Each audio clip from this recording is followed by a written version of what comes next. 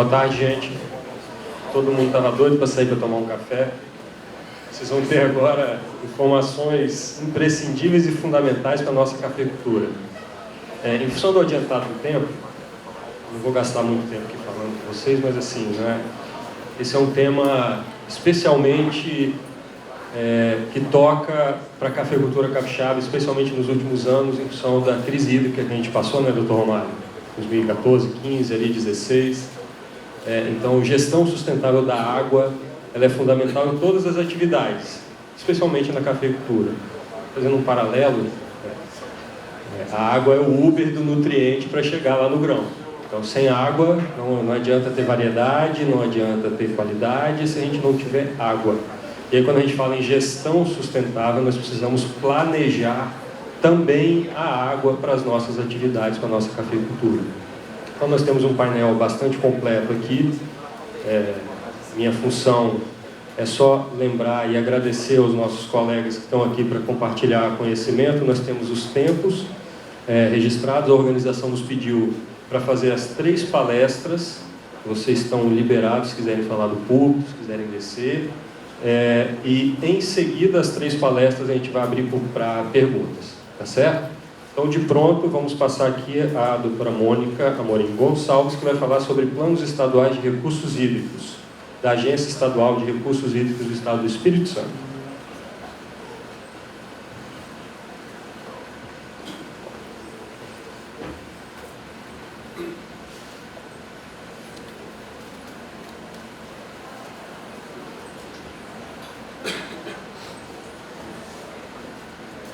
Boa tarde, obrigada pelo convite, né? É uma satisfação participar aqui desse encontro, né, com vocês.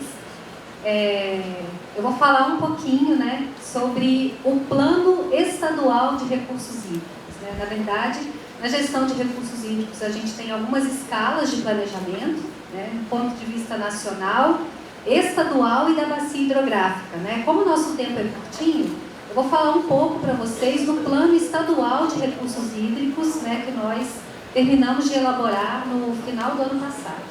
Tá? Para onde é que vai o café? Né? Essa era uma das perguntas que nós queríamos responder quando nós começamos a elaborar esse plano. Então, vamos ver aqui alguns resultados, né, que a gente tem. Bom, o que é o plano, né? O Plano Estadual de Recursos Hídricos, ele é um processo de planejamento. Tá? Nele, a gente busca conhecer, então, a situação atual, né, que a gente tem hoje com relação às condições de uso da água, tá? Que é a fase de roteiro metodológico e diagnóstico. Aqui a gente tem uma linha do tempo. Tá? Depois, a gente se pergunta, né, o que é que pode acontecer se a gente continuar fazendo as mesmas coisas que a gente está fazendo hoje. Então, se a gente usa a água do mesmo jeito, continua a usar do mesmo jeito, o que é que pode acontecer? Então, a gente tem essa segunda fase que a gente chama de prognóstico, onde a gente estabelece alguns cenários. E por último, né, com base no conhecimento da situação atual e da projeção de cenários que é feita, a gente traça um plano de ações. Tá? Essa é a nossa última fase. Esse trabalho aqui, ele começou, como vocês podem ver aqui na linha do tempo, em abril de 2017 e foi finalizado no ano passado. Né? Pela lei, o plano precisa ser aprovado pelo Conselho Estadual de Recursos Hídricos. Essa ferramenta, então, está pronta e aprovada. Tá? A gente trabalhou com esse objetivo na elaboração do plano estadual, que era construir um acordo social e político com bases ambientalmente sustentáveis para orientar o desenvolvimento do Estado do Espírito Santo, tendo a água como insumo básico, né? Como falou o nosso moderador aqui da mesa. Então, esse foi o nosso grande objetivo. Durante a elaboração do plano, a gente buscou vários caminhos para envolver a sociedade. Né? A política de recursos hídricos, ela é uma política que tem como fundamento a participação, a descentralização. Né? Então, a gente busca caminhos para envolver a sociedade. Entre esses caminhos, eu quero destacar aqui a SECAMS, que era uma comissão formada por representantes do poder público, dos usuários de água, né, entre os quais o setor da agricultura, do abastecimento público, né, da indústria, que são os principais usuários de água aqui do estado do Espírito Santo, tá? Além de representantes da sociedade organizada, dos comitês de bacias hidrográficas e do Conselho Estadual de Recursos Hídricos. E a gente também trabalhou muito junto aos setores, né? Os setores são exatamente esses 3 setores usuários que mais necessitam de água nas suas atividades produtivas. Esses que eu falei: a agricultura, a indústria e o abastecimento público. Bom, aqui alguns desafios, né, que nós tivemos: o envolvimento, né, das instituições, a própria articulação institucional foi um grande desafio na elaboração desse plano, né, a questão da mobilização, né, das pessoas entenderem, como vocês estão demonstrando aqui, a importância de fazer uma boa gestão desse recurso, né, para manter a atividade produtiva, né. Tem muitos setores que ainda não têm essa disposição. E hoje o principal desafio que se coloca para nós é tirar esse plano do papel e colocar essas ações em prática. Tá? Então, rapidamente mostrando aqui, esse é o nosso diagnóstico. Né? Esses mapas aqui, eles mostram o que a gente chama de balanço hídrico. Né? O balanço, ele é um cotejo entre a quantidade de água que a gente tem e a quantidade de água que a gente precisa para as nossas atividades. Lembrando que aqui, para irrigação do café, por exemplo, o uso tem que estar compatível com a água que vai para o abastecimento humano, que vai para recreação e lazer, né, que vai para diversos outros usos, diluição de efluentes, uso industrial. É tudo junto, a gente tem que chegar num consenso aí para ter água para todo mundo. Aqui é o que a gente chama de balanço hídrico quantitativo, para a gente entender rapidamente. As áreas que estão em vermelho são as áreas com uma criticidade hídrica maior, né, onde a nossa situação é muito grave. Esse mapa, ele considera a quantidade de água, né, a quantidade de água que é captada, né, que é retirada.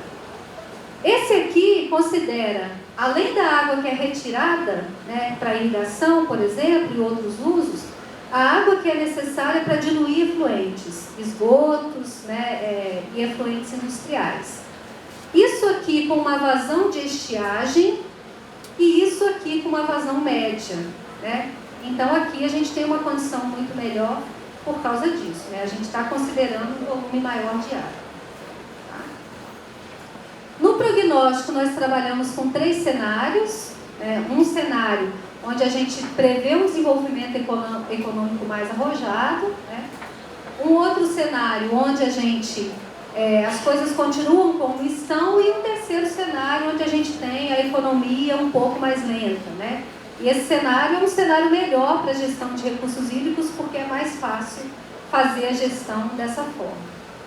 Tá? Então, se a gente... antes da gente concluir o plano, né, a gente foi perguntar para cada um desses 3 setores: a irrigação, a indústria e o abastecimento humano. Qual é a possibilidade, né, quais são os planos que a gente quis saber, quais os planos que os setores tinham para poder diminuir a quantidade de água que estava sendo utilizada. Eu vou mostrar só um cenário aqui para vocês, tá? Esse cenário é o flutuando em águas conhecidas, que é o cenário que a gente chama de tendencial. Se a gente continuar usando a mesma quantidade de água que a gente está usando hoje nos próximos 20 anos, que é o horizonte de planejamento do plano. Tá? Então, esse é o balanço atual, 2018. Esse é um balanço de 2038, se a gente não melhorar em nada a forma que a gente usa a água hoje. E esse é um balanço considerando o aumento da eficiência no uso da água a partir daquilo que os 3 setores nos informaram. né, da possibilidade de reduzir, de utilizar métodos alternativos, né, para utilizar menos água. Então, a gente observa uma melhora quando a gente aumenta a eficiência do uso da água. Eu vou passar rapidamente nesses aqui, porque o tempo está curto, tá? Mas todo esse material está disponível, depois eu vou deixar ali o contato e também ficou aqui com vocês a apresentação. Então, quando a gente terminou o diagnóstico, a gente já sabia essas coisas aqui, né? O nosso estado tem boa parte da disponibilidade de água comprometida. As situações são mais graves naqueles pontos em vermelho que vocês viram no mapa, né? Bacia do Rio Doce, São Mateus, Itaúnas. Então, no norte do estado, a gente tem uma condição mais crítica em termos de disponibilidade de água. E quando a gente fala em aumentar a eficiência do uso da água, para ter uma condição um pouco mais confortável, a gente está falando de algo que é robusto, né? A gente está falando de uma redução acima de 30% do que é utilizado hoje. Isso seria significativo. Tá? Nessa melhoria de eficiência, a gente conversou com grandes usuários de água, da indústria e da agricultura também, né, do setor irrigante, e a gente viu assim que muitos já estão buscando alternativas, métodos diferentes para utilizar melhor a água, ou utilizar menos água, ou expandir a área irrigada. Tá? Mas a gente tem no estado um grande número de pequenos produtores rurais, né, que precisam ainda de um acesso a uma assistência técnica, extensão rural, para poder melhorar a forma como usa a água. Tá? Se a gente reduz esses índices de criticidade, né, como foi observado aqui antes, a gente, lógico, vai ter uma menor vulnerabilidade das nossas atividades produtivas, como a gente sentiu aí em anos anteriores com a seca, né, que a gente teve aqui no estado. Com relação à qualidade da água, né, a gente precisa considerar maior investimento em coleta e tratamento de esgotos. O saneamento, né, ou a falta de saneamento ainda é um grande problema no nosso país. Né? Então, a gente tem uma grande necessidade de proposições de estações de tratamento de esgoto. Tá? A gente precisa aprimorar a forma, né, que a gente faz a gestão da água utilizando instrumentos de gestão. Né? O plano é um instrumento, mas existem outros instrumentos que vocês devem conhecer, como a outorga, por exemplo, que é um instrumento muito conhecido aí do setor. A gente precisa fortalecer institucionalmente, né, aquelas instituições ligadas à gestão da água, principalmente os comitês de bacias hidrográficas. Tá? A questão da capacitação no meio rural, ela também é uma das questões mais importantes, né, para melhorar o modo de se gerir a água. E como a gente já tem aqui no estado algumas regiões que passam por escassez, então a gente cada vez mais precisa pensar em formas de alocar a água de modo negociado, né? Através de acordos ou através de regras, né? De combinados entre os usuários para que tenha água para as atividades que a gente deseja fazer. Tá? E uma última questão aqui é com relação à infraestrutura hídrica. A gente dispõe no estado hoje de um grande número de pequenos reservatórios que resolvem problemas locais, né? Mas o plano aponta que a gente precisa começar a pensar em reservatórios maiores para regularização de vazão. Tá? A gente tem uma área irrigada, né, grande, importante aqui no nosso estado, e a gente precisa começar a pensar em maiores, né, reservas, além, é claro, de outras estratégias para aumentar a disponibilidade de água. Tá? Rapidamente, então, com base nesses resultados, né, a gente fez um plano de ações. Então, tudo bem, essa é a nossa situação, não é muito boa, né? E o que é que a gente precisa fazer? Né? Então, a gente tem um plano de ações com metas, objetivos, programas, ações, atores responsáveis, estimativas de custo para essas ações. Tá? Esse programa, ele tem 4 eixos. Eu vou passar rapidamente aqui, gente, por conta que o tempo está Já me mostraram a plaquinha aqui 2 vezes. Então, a gente tem no Plano Estadual de Recursos Hídricos 23 programas, tá? Distribuídos nesses componentes aqui, ó. Um programa que é de governança, que visa o fortalecimento institucional daqueles entes e instituições diretamente ligados à gestão da água. A gente tem um programa de governabilidade dos recursos hídricos, que está ligada principalmente aos instrumentos de gestão que estão dispostos na lei, como o plano, por exemplo, que eu estou apresentando aqui, como a outorga, como o enquadramento, como um sistema de informações. Tá? A gente tem um terceiro componente, que esse aqui está mais relacionado com vocês, né, que é um componente chamado de gestão de recursos hídricos. Então, ele traz um rol de ações que olha a água como insumo fundamental para atividades produtivas, como a produção de café, por exemplo, né? E que tipo de ações que precisam ser empreendidas para a gente gerir melhor esse recurso. E um último componente, que é de gestão ambiental da água, que visa a recuperação de áreas degradadas, né, por exemplo, olhando a água como elemento natural, fornecedor, produtor de serviços ambientais. Tá? Aqui tem um detalhamento, mas eu vou pular, porque 1 minuto não dá tempo de mostrar isso aqui. E no plano, né, além desses programas e ações, a gente tem tudo isso aqui, ó. Uma justificativa, o porquê daquele programa, onde a gente quer chegar com aquele programa, como que a gente faz para alcançar os resultados esperados, quando, né, os atores que participaram da elaboração do plano, eles priorizaram alguns programas. Então, a gente tem programas que são de curto prazo, né, para serem executados nos próximos 4 anos, médio prazo de 12 a 13 anos e longo prazo 20 anos, que é o horizonte de planejamento do plano. Quem é o responsável por implementar aquelas ações? Se vocês forem dar uma olhada no plano, lá tem ações para uma série de atores, né? Tem ações que são de responsabilidade, por exemplo, dos usuários irrigantes da agricultura. Outras do setor de saneamento. Tem ações que são responsabilidade da instituição que eu represento, a Agência Estadual de Recursos Hídricos. Tá? Tem ações que são da prefeituras, né? Então, tem uma série de ações compartilhada, né, por diversos atores. E a gente ainda apresenta uma estimativa de custo dessas ações, indicando fontes de recursos e indicadores de monitoramento para verificação dos resultados a serem colocados em prática. Rapidamente, gente, eu já estou terminando, tá? Eu acho que talvez mais 1 minuto eu termino. Esse aqui é o mapa do nosso estado, né? A gente tem hoje no estado do Espírito Santo uma divisão de 14 bacias hidrográficas, né? Então, 14 comitês de bacias hidrográficas.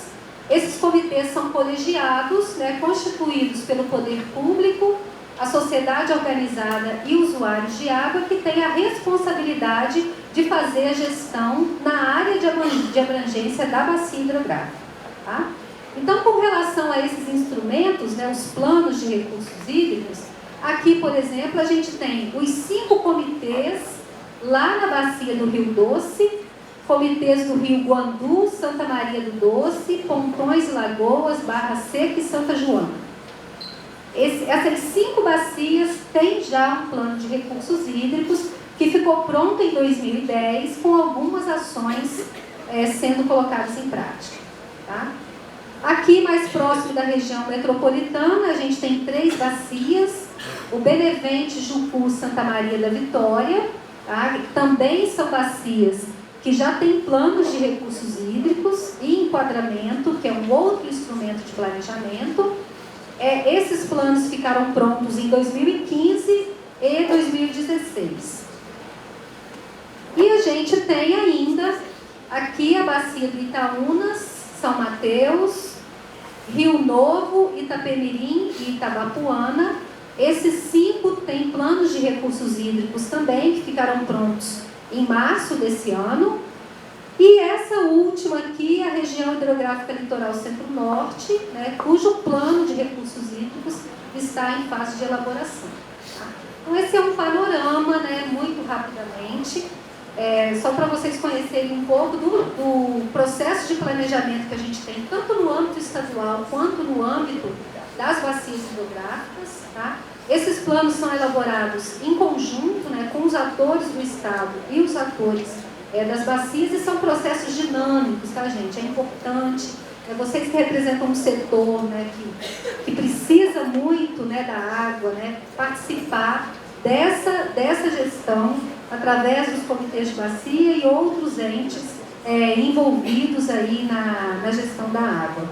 Tá? Eu agradeço, né, peço desculpas aí pela rapidez com que tive que falar e estou à disposição para responder as perguntas depois e fora daqui também. Muito obrigada.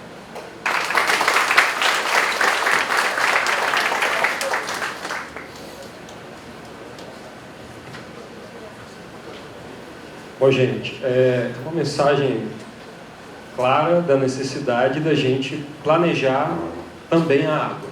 Mais uma atividade que a gente precisa incluir no nosso processo. Aqui, é claro, uma ótica do ponto de vista de Estado, de disponibilidade hídrica para um Estado, é um plano estadual, mas isso não nos exime da necessidade, e aí especialmente a pesquisa, a extensão, de chegar a essa ótica de planejar a disponibilidade hídrica para a minha propriedade, para avaliar a capacidade produtiva também sob essa ótica. E aí a gente já vai chamar aqui o professor José Donizete Alves, que vai nos trazer a palestra Adaptação e Resiliência do Cafeeiro em relação a déficit hídrico, e destacar a resiliência, que é uma palavra que está muito na moda, né? A importância da física, o conceito, né? A capacidade que o corpo tem de retomar a forma original após sofrer uma deformação, ou adaptação às mudanças também, no caso nosso. E na cafeicultura, especialmente quando se trata de água, essa é uma característica fundamental. Então, professor, à vontade.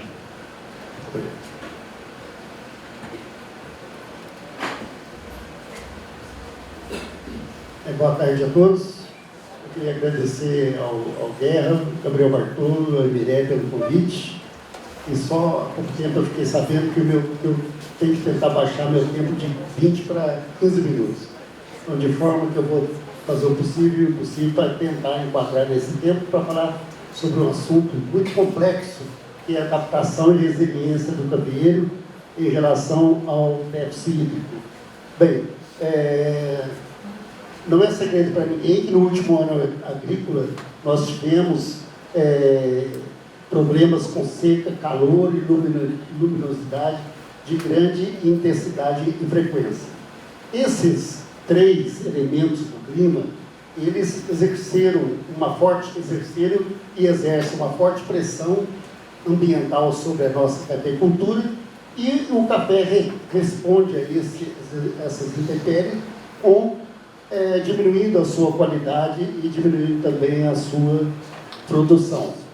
Mas, ainda que o café, quando ele está sujeito a essas intempéries, ele tenha um produto de menor qualidade e menor produção, ele, por outro lado, também, ele tem mecanismos de adaptação e mecanismo de resiliência para fugir desse problema e manter a produção que nós estamos desejando.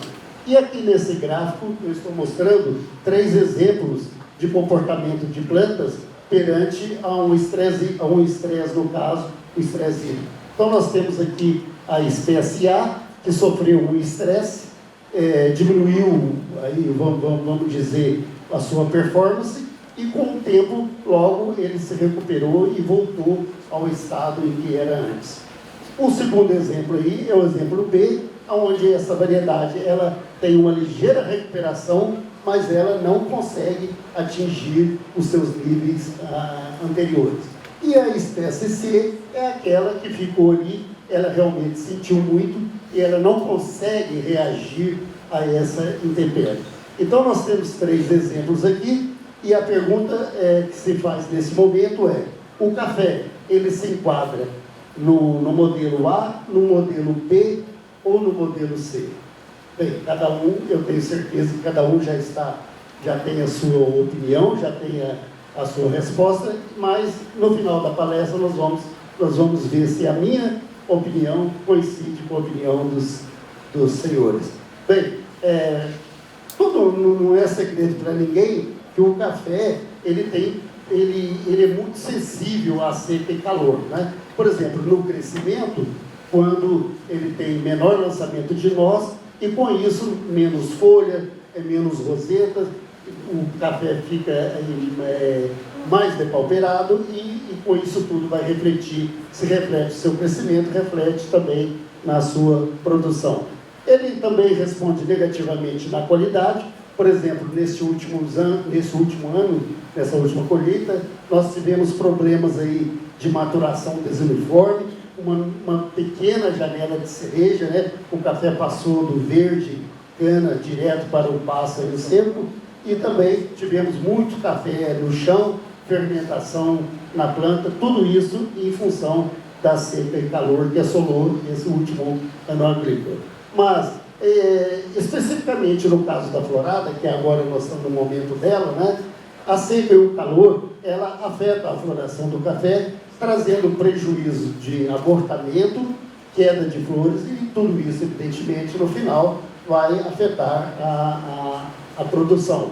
E também afeta na frutificação, causando queda de frutos, problema de peneira baixa, como nós tivemos na última safra. Nós tivemos aí, nós necessitamos de 700, 800 litros para fazer uma saca de 60 quilos, frutos xoxos, tudo isso prejudica bastante a nossa produção. Bem, o grande problema da cafeicultura é que os sintomas, quando eles aparecem, o estresse ele já está instalado, não é isso? Então, por exemplo, nós temos a seca e o calor, aparece o sintoma, uma folha murcha, por exemplo, mas a fisiologia do café já foi alterada. E veja bem, e se essa fisiologia já foi alterada, ela realmente já vai causar prejuízo à nossa atividade. Então nós temos dois tipos de ações, uma ação pré-estresse, né? Que aí evidentemente nós vamos fortalecer a planta para ela enfrentar aquele período de seca, e nós temos também umas ações de pós-estresse, né? Que são ações talvez paliativas, mas igualmente necessárias. Mas eu queria falar rapidamente como que os estresses são formados para que a gente possa entender a resiliência. Por exemplo, todo e qualquer estresse que o cafeeiro sofre provoca, num primeiro momento, aquilo que nós chamamos de estresse oxidativo. A partir desse estresse oxidativo, vai desencadear todos os outros estresses. Por exemplo, murcha, queima, e isso vai causar desfolha. Então, o estresse oxidativo, ele desencadeia todos os demais estresses e ele aparece, então, como uma sinalização na planta que alguma coisa não vai bem. Então, e o estresse oxidativo, ele é muito crítico, então, nesse período de seca e calor, e o estresse oxidativo nada mais é do que a formação de radicais livres dentro da célula. Então, quando esses radicais livres dentro das células, eles aparecem, há o dano celular e, com isso, a morte da célula, causando aqui o sintoma e até mesmo a morte da planta. Muito bem. Então, aí cria-se, então, o tema da nossa fala, que é a tal da resiliência, né? Que é uma reação a uma ação. Por exemplo, veja esse esquema que eu estou mostrando aqui. Nós temos a seca. A seca vai provocar um estresse oxidativo. Esse estresse oxidativo vai fazer com que nós tenhamos desfolha e queda de frutos. Muito bem. Em resposta a essa ação, o cafeeiro provoca uma reação. E essa reação do cafeeiro à ação da seca é a criação de defesas antioxidantes. Então, é como se você tivesse uma infecção, o seu organismo produzia, aí, por exemplo, anticorpos que vai combater essa infecção. Então, o cafeeiro, ele cria essas defesas antioxidantes. Essas defesas antioxidantes combatem o estresse oxidativo. Ao combater o estresse oxidativo, interrompe-se a queda de folha e de fruto, e aí o fruto e as folhas permanecem na planta, que é aquilo que nós desejamos. Então, a seca, ela gera um estresse oxidativo.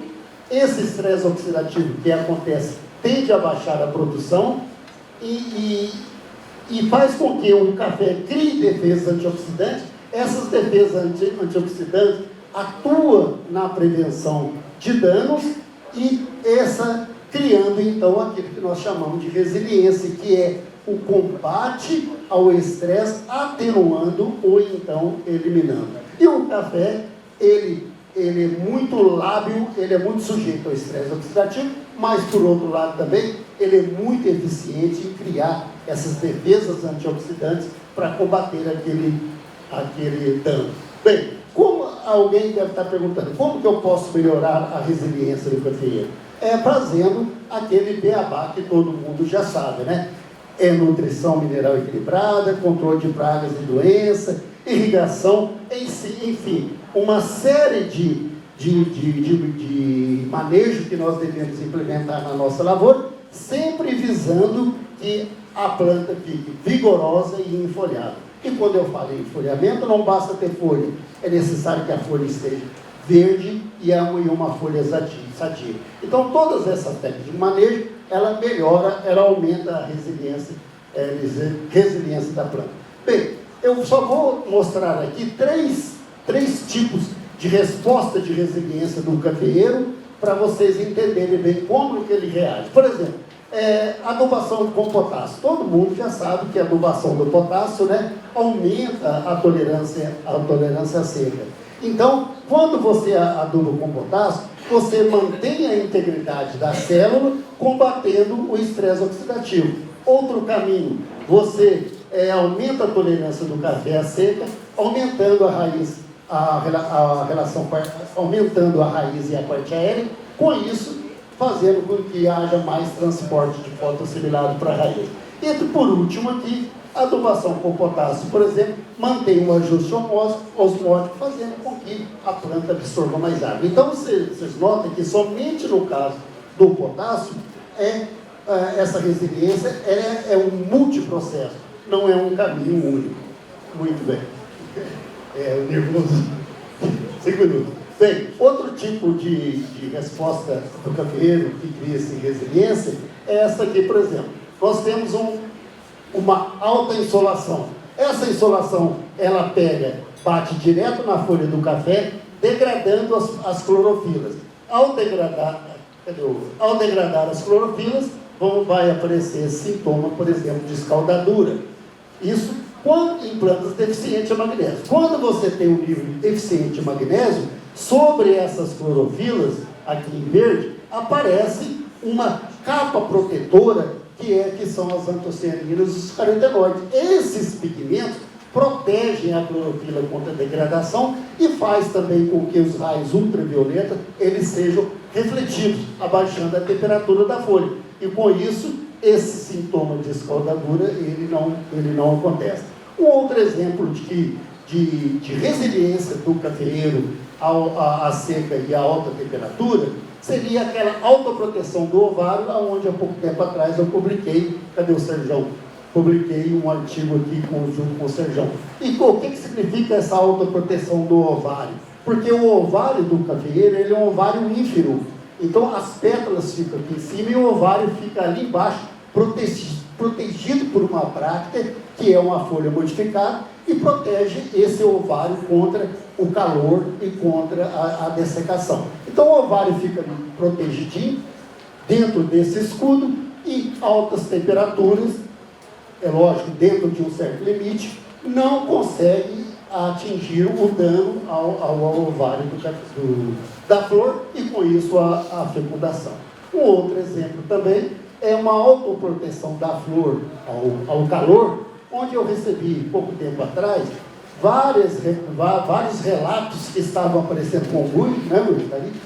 Vários relatos que em cima da flor estava aparecendo uma cera, estava aparecendo um pozinho esbranquiçado. E aí eu publiquei um artigo mostrando que essa cera sobre os botões florais, ela formava ali uma crosta, né? E essa crosta depois ela esfarinhava, formando grânulos, e esses grânulos aderiam ao botão floral parcialmente, causando então uma proteção contra a perda de água, contra a alta radiação, contra a dessecação e a queima. É por isso que ele fala, poxa, mas com o sol, a flor está ali. E com isso, o que acontece?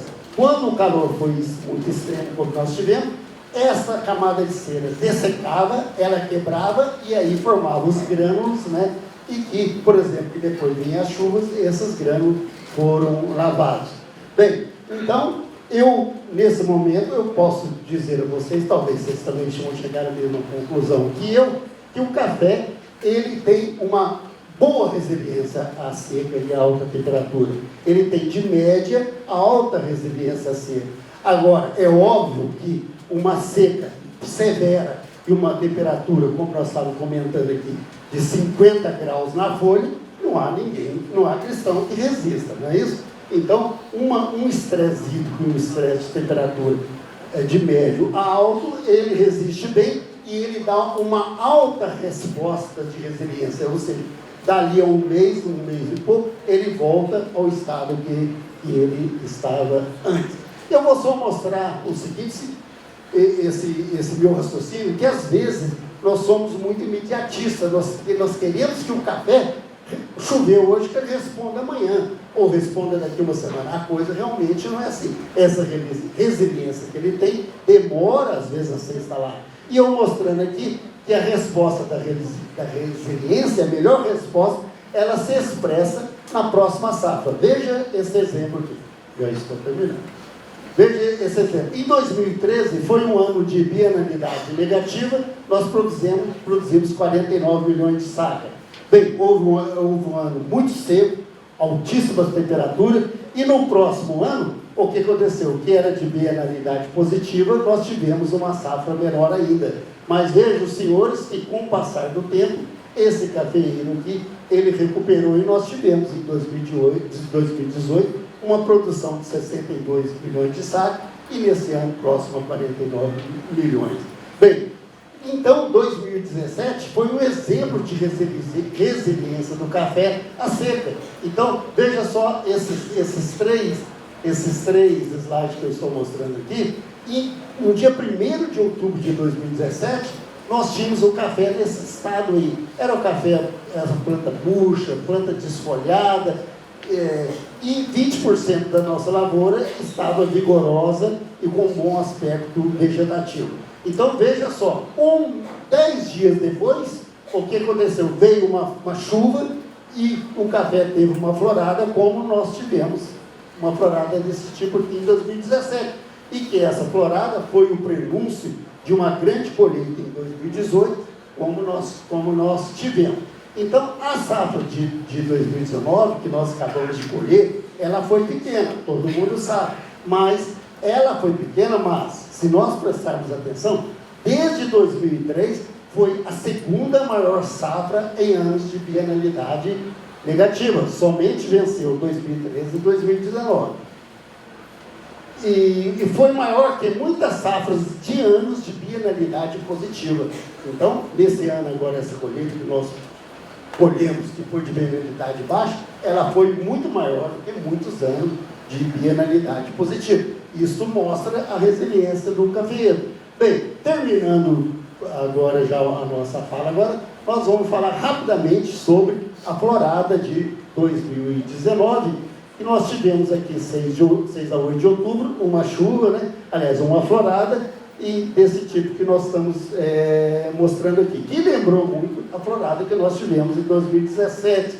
Então ela foi excepcional em todas as regiões de Arábica, e resumidamente é o seguinte: somente houveram algumas perdas em lavouras sem irrigação, lavouras adultas que produziram medianamente, mas que foram desfolhadas, elas também floresceram bem. Agora, elas têm que recompor suas folhas, e aí nós temos dúvida de pegamento. Mas, da florada até a colheita, é óbvio que são 8 meses, é uma corrida de obstáculos, tudo pode acontecer. Então, é preciso cautela, para afirmar que nós teremos, então, neste ano, uma super safra. Já estou partindo para o final. Então, houve um problema com a florada. Qual o problema que está todo mundo perguntando nas redes sociais? Botões não abriam e depois caiu. Bem, a questão é a seguinte: se houve, muitas vezes o botão está lá, há a fecundação. E logo depois que há essa autofecundação, o botão pode cair, porque nós já temos ali um primórdio de frutos já formado e que vai necessitar de água e temperatura agora daqui para frente para desenvolver normalmente esta frutificação.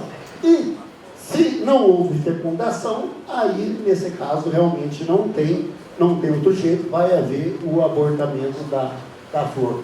Então, nós temos que fortalecer, esse é o último slide, fortalecer a resiliência do cafeeiro da seguinte maneira: seca e calor está jogando a produção para baixo, o baixo investimento devido ao preço do café, que nós estamos desestimulados também, a gente fica com medo de investir na nossa lavoura, e aí você começa a puxar o freio de mão, a produção começa contribui para a produção cair, e do outro lado tem essa resiliência do cafeeiro tentando jogar a coisa para cima.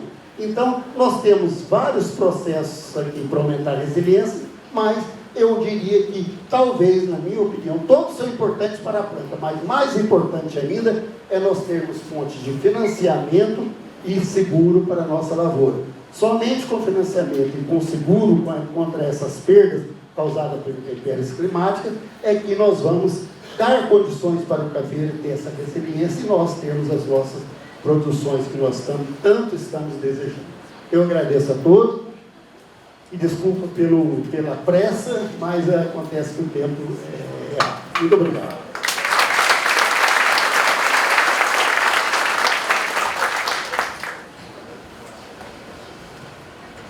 Bom, gente, planejar a disponibilidade, material adaptado, testar, resiliência, adaptabilidade.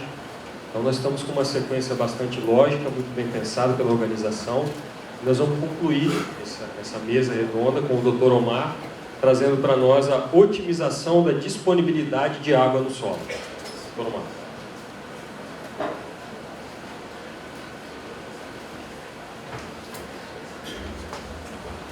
Boa tarde, gente. Bate-papo interessante. Planejamentos em larga escala, falando um pouco da planta, e aí está o trabalho ininterrupto dos melhoristas, da biotecnologia, buscando materiais tolerantes à seca, que melhorem a eficiência de uso de água por parte das plantas, mas eu vou me atentar na questão do solo. Esse é o objetivo da nossa conversa aqui agora. A gente só tem que lembrar que todo esse processo, e quando houve a provocação de fazer essa mesa redonda no evento, partiu justamente das dificuldades que o Espírito Santo passou recentemente em relação ao déficit. E a gente começa a fazer alguns questionamentos a respeito de mudança climática, ou não, do que a gente tem que fazer para controlar ou para otimizar, que é o tema dessa apresentação. Mas a gente tem que lembrar, em primeiro lugar, que isso segue um preceito físico. Todo o processo hidrológico, ele responde a um processo de resistência dos ecossistemas a evitar que a água se converta de forma muito rápida a vapor. Então, se eu tenho água no sistema biológico, quanto mais eu seguro essa água, o ecossistema que provoca isso, mais tempo eu tenho de oportunidade para que aconteça os ciclos restantes de qualquer planta, de qualquer ecossistema biológico. Quando eu falo de otimização da disponibilidade de água, a primeira coisa que eu tenho que falar é do conceito de disponibilidade de água. Eu trouxe dois conceitos para vocês aqui. O primeiro, um conceito dinâmico, talvez seja o mais moderno, que toda vez que o fluxo de água no solo para a raiz é de uma intensidade que supre a demanda de água da planta e da atmosfera, a água está disponível. Ou seja, Se a atmosfera demandou, eu tenho água e faz esse ciclo, eu estou bem. Mas eu estou partindo do pressuposto que eu sempre vou ter água entrando no sistema. E não é assim. Eu não estou falando aqui de irrigação, porque independe da fonte de precipitação. O que eu vou falar é de solo. Outro conceito, que é o conceito estático, esse conceito clássico de 1930, que a água disponível é a quantidade de água retida no solo entre os potenciais menos um terço de atmosfera e 15 atmosferas, ou seja, limite superior de água no solo, que é chamado de capacidade de campo, e limite inferior, que é chamado de continência permanente. Só lembrando, esses conceitos, eles, quando eu penso em capacidade de campo, limite superior de água no solo, ele é variável de solo para solo, porque depois que o solo satura após uma chuva, após uma irrigação, eu tenho a entrada de água no solo, que é a infiltração. À medida que a água percola, o que fica depois da percolação da água pelos macroporos é a umidade que eu tenho em meu limite superior, que é a capacidade de campo. O conceito de ponto de murcha permanente é um conceito mais empírico. Na realidade, cada planta responde de uma forma em relação ao ponto de murcha. Essa referência é comparativa. Eu precisava de uma referência, eu calculo com 15 atmosferas. Mas normalmente uma planta não espera que uma planta chegue numa condição dessa para me voltar a irrigar ou para necessitar de água. Quando eu trabalho com irrigação, eu espero que consuma 50% a 60% da água que eu tenho disponível e reponha. Tudo bem, mas eu não estou falando disso. Mas o que varia de um solo para outro? Quando eu falo em disponibilidade de água, eu queria que vocês observassem aqui, dentro desse conceito estático, um solo aqui, a imagem acabou ficando escura aqui, eu estou mostrando um solo saturado, a água continua drenando, né, passa da percolação. Quando ele estabiliza, eu tenho a capacidade de campo, e quando ele chega no ponto intermediário, que é esse ponto aqui, é o ponto de murcha, né, que é o ponto aqui, e até chegar numa condição de água higroscópica que a planta não consegue tirar de jeito nenhum. Eu queria que vocês olhassem, observassem a questão da partícula, porque esse conceito, ao longo dos anos, fez com que as pessoas enxergassem, do ponto de vista de armazenamento de água no solo, só a questão da textura. É evidente que se eu tenho um solo mais arenoso, um solo de textura média, ou um solo de textura mais fina, eu tenho a tendência a ter água, mais água disponível num solo de textura mais fina, textura mais argilosa. No entanto, muito mais importante que a questão da textura é a estrutura. E esse é o problema que a gente vem errando muito nessa questão da utilização de água no solo. Tá? Então, quais são esses fatores? Os fatores que comprometem essa questão de disponibilidade é a porosidade do solo, a textura, evidentemente, a agregação do solo e estrutura. E quando eu falo agregação, eu tenho um componente aqui que envolve a questão biológica, que envolve a questão da própria planta, que é um fator de agregação do solo. A planta no solo é fundamental porque os ácidos orgânicos criam toda a condição suficiente para que eu forme os agregados do solo, e o agregado é que vai me dar o tamanho de poros necessário para que eu armazene água.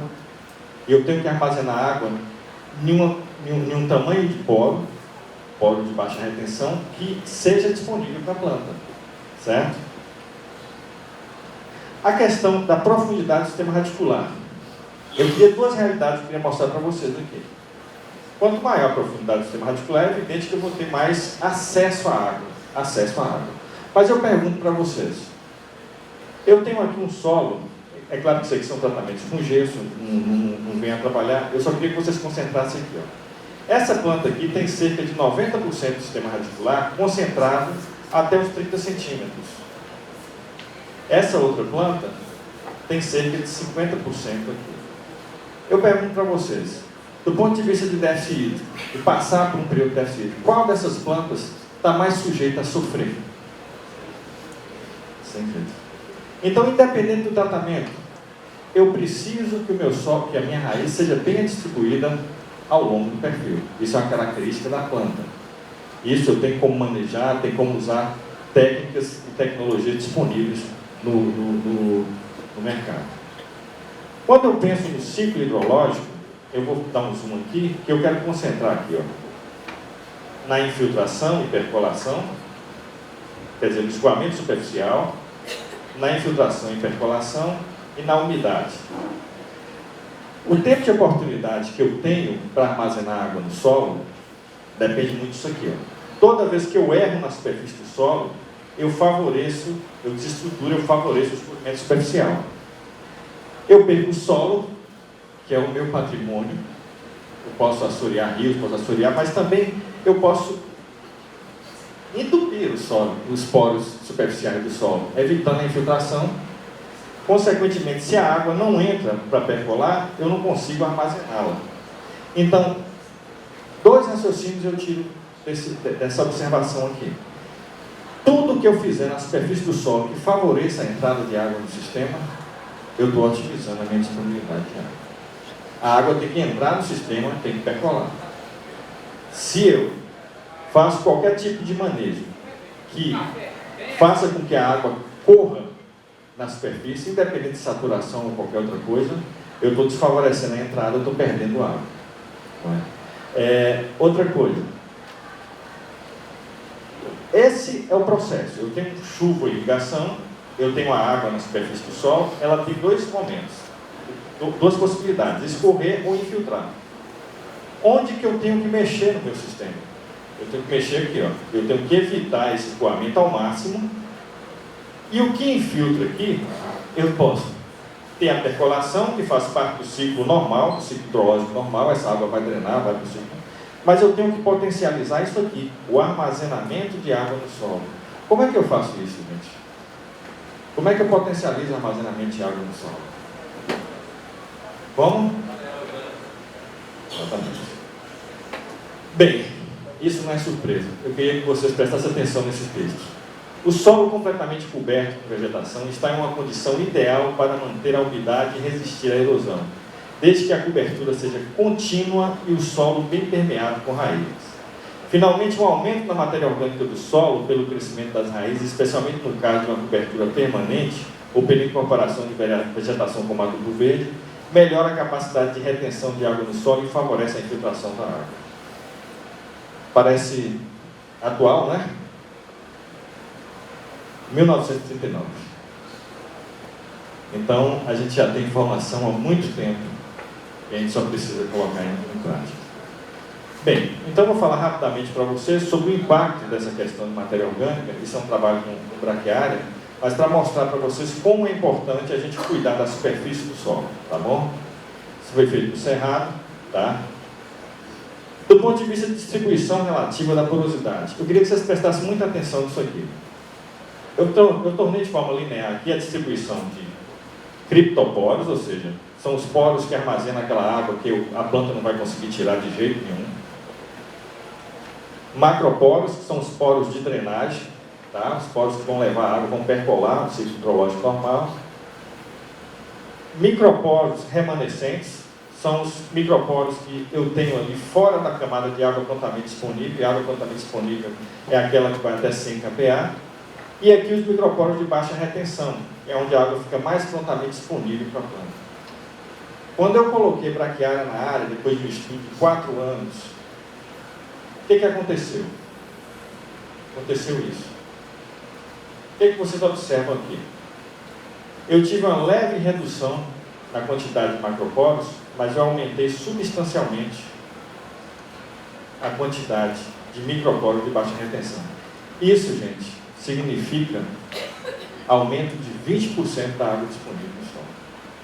Com agregação, fruto da agregação, fruto da matéria orgânica. Tá? Respondeu nitidamente na curva de retenção, ligado com braquiárias tradicional. Então está aqui a resposta. O regime irrigado alterou a densidade do solo na camada superficial sem comprometer o armazenamento, porque converteu parte dos macroporos e microporos de baixa retenção.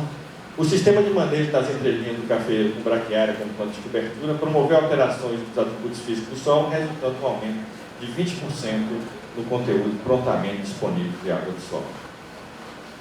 Só para vocês terem ideia, esse incremento é da ordem de 2 metros cúbicos de água por hectare por centímetro de solo.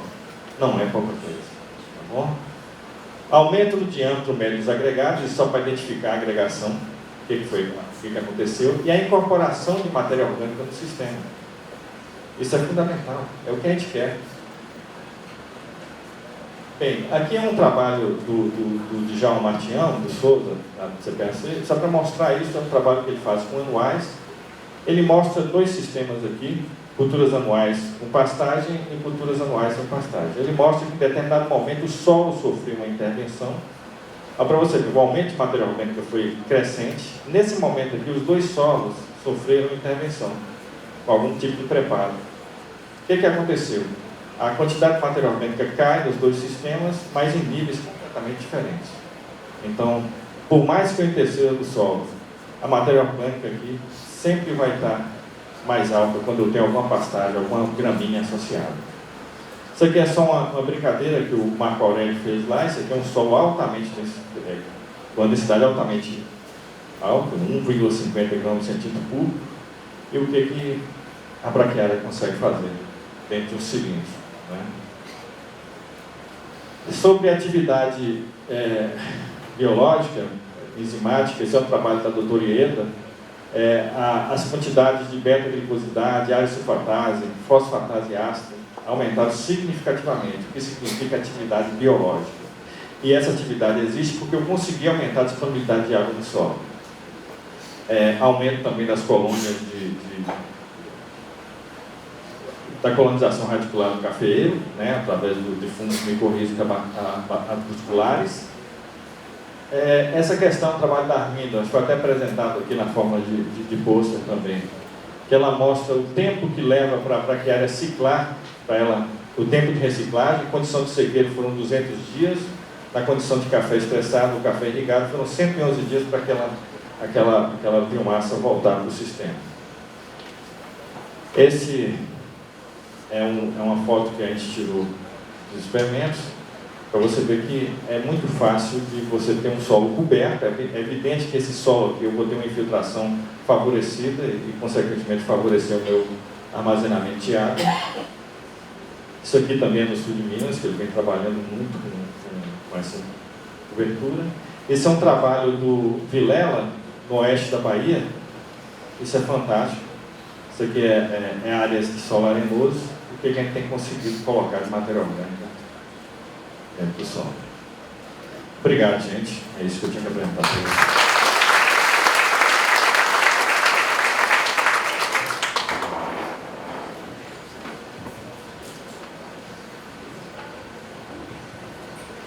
Bom, gente, é uma sequência muito bem pensada, muito bem montada, para a gente avaliar água e cafeicultura de um modo geral. A organização está me falando que nós temos o quê? Umas 3 horas e meia para perguntas, é isso?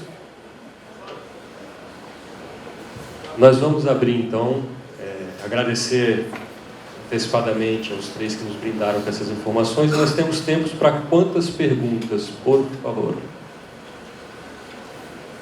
10 minutos. Então, nós vamos pedir, gentilmente, que sejamos bastante objetivos para a gente poder fazer o maior número de perguntas possível. Por favor. Só, por favor, fala o nome e de onde vem, só para a gente poder identificar, por favor. Giano Brito, Vitória da Conquista, Bahia. Estamos passando também... Subsecretário, isso. Subsecretário. Isso. O problema de muita seca também ali no sudoeste da Bahia. E, pelo pouco que eu conheço, Goiás tem uma legislação que incentiva a construção de pequenas e médias barracas. Eu não sei se o Espírito Santo tem também esse trabalho. Na Bahia é proibido. Eu acho que o futuro nosso é tentar armazenar água nesses períodos que a gente tem essas chuvas em abundância. E um outro ponto, falando também da parte da fisiologia e da irrigação, a gente tem um trabalho que na parte de um pequeno sombreamento a gente tem conseguido excelentes resultados nesses momentos atípicos que nós estamos passando. Eu gostaria só de um pequeno comentário da subsecretária a respeito de como é que está esse trabalho no Espírito Santo. Deixa eu, se me permite, rapidamente. O Estado do Espírito Santo tem já há alguns anos um programa de barragens de grande volume e regularização de vazão especialmente, né? Então já tem isso estruturado, já tem um grande número de barragens construídas, especialmente nas áreas de maior déficit hídrico. E o nosso secretário Paulo Folletto, o governador Casagrande, tem liderado um esforço junto com a equipe técnica do INCAPé e com mais um grupo de parceiros para pensar em um modelo para viabilizar a reservação de água dentro das propriedades. E aí criar um mecanismo não é fácil. O governo tem disponibilidade, tem interesse, tem vontade, mas não é fácil criar uma linha onde o governo se dispõe a equalizar para as instituições financeiras e oferecer para os pequenos produtores, especialmente, um recurso de crédito para a construção de pequenas barragens dentro das propriedades com juros zero. É difícil achar esse modelo porque o Banco Central, por incrível que pareça, tem uma série de normas que impedem mesmo o Estado aportando. Então, assim, do ponto de vista de grandes volumes, a gente já tem um programa que vem sendo trabalhado, mas a gente entende também a necessidade de que essa reservação aconteça dentro das propriedades. Isso está sendo pensado. Soma-se a isso as experiências de infiltração, restauração florestal e tal, que é um componente um pouco mais amplo. Não sei se você quer complementar alguma coisa, doutora Mônica. Os planos, eles também trazem programas e ações nesse sentido, né, de estruturas de reservação hídrica, né, não só barramentos, como outras estruturas. E, assim, paralelo a isso, a gente também precisa pensar em outras ações, né, como recuperação de áreas, né, outras ações que também visem o aumento dessa disponibilidade. Segundo.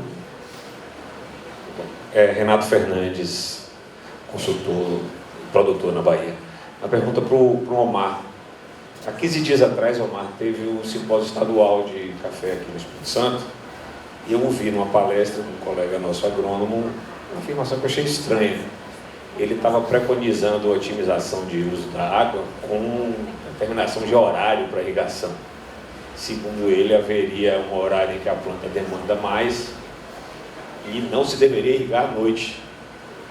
Achei super estranho, porque a partir, pelo que eu entendo, você botou o solo com capacidade de campo à noite, mesmo que a planta não puxe, grosseiramente falando, da água à noite, ele vai amanhecer na capacidade de campo. Eu não consegui entender qual é a lógica dele.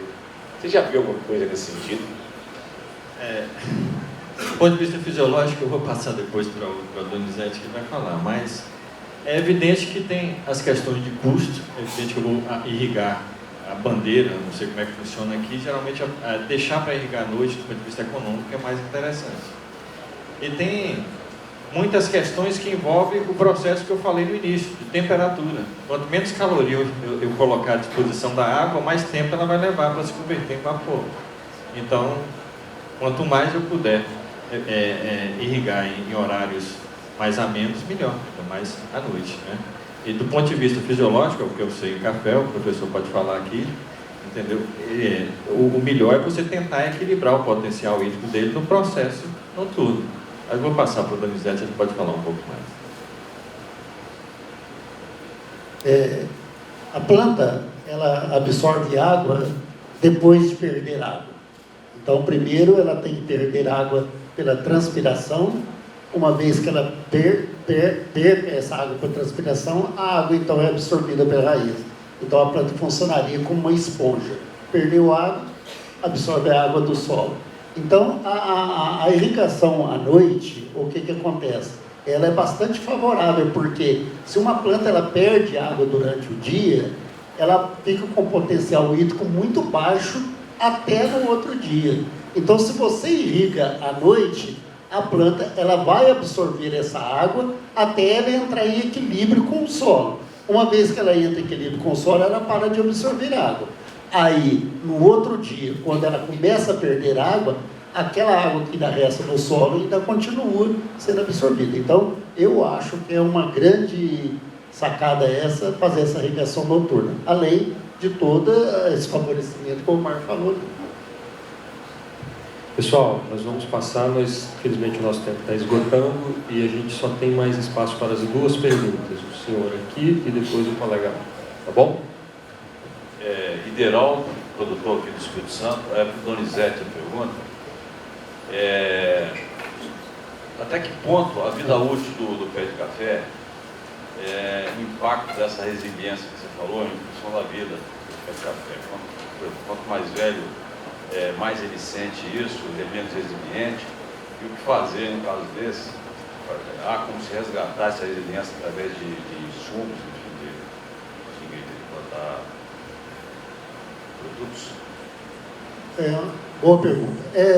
Uma planta jovem, eu diria aí de até 2 anos na primeira produção, ela é uma planta com uma resiliência muito baixa ainda. Essa resiliência, ela vai sendo, esses mecanismos de resiliência, eles vão sendo adquiridos com o passar do tempo. Por exemplo, se uma planta nunca entrou em déficit hídrico, a primeira vez que ela entra em déficit hídrico, praticamente ela morre. Se uma planta ela passa por períodos de pequenos déficits hídricos, quando acontece uma seca, ela tem maiores condições de passar por esse período. Então, uma planta, até uns 8, 10 anos de idade, ela vai aumentando a sua resiliência. A partir daí, a resiliência, assim como nos humanos, ela vai caindo. Então, uma ótima maneira de você recuperar a resiliência de uma planta, de maneira bem simples assim, seria a questão da poda. Cada vez que você poda, você rejuvenesce a planta e você proporciona a essa planta maiores períodos de resiliência. Eu só gostaria de fazer um parênteses, se me permite. Até um ano atrás, me fizeram 2 perguntas que eu respondi da seguinte maneira: quando que uma folha fica adulta, ela passa a ter resiliência? A partir dos 30 dias. Isso continua até hoje. Outra pergunta que me faziam era o seguinte: quando que uma folha fica velha e ela passa a perder a sua resiliência e ela passa a não mais colaborar com a planta? Bem, um estudo que foi feito lá na Exalc, no qual eu participei de uma banca, agora de tese, mostrou o seguinte, que uma folha de 3 anos de idade, ela ainda é uma folha fisiologicamente ativa. Veja só que coisa interessante.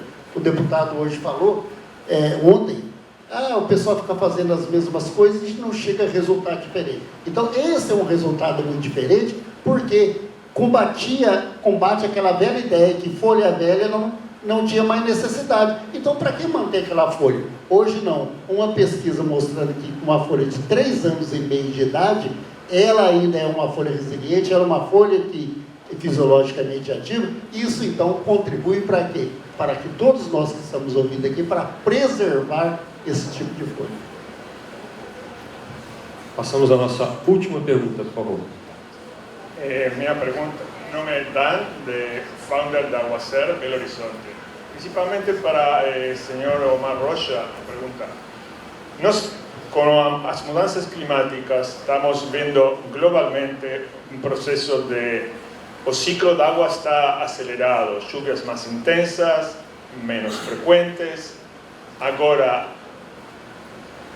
se está observando uma redução da acumulação de água em territórios também os cursos de água não têm água. Qual é a sua reflexão, sua análise? Acho que a exposição da doutora aqui sobre o plano de recursos hídricos é fundamental. A água tem que ser discutida em conjunto.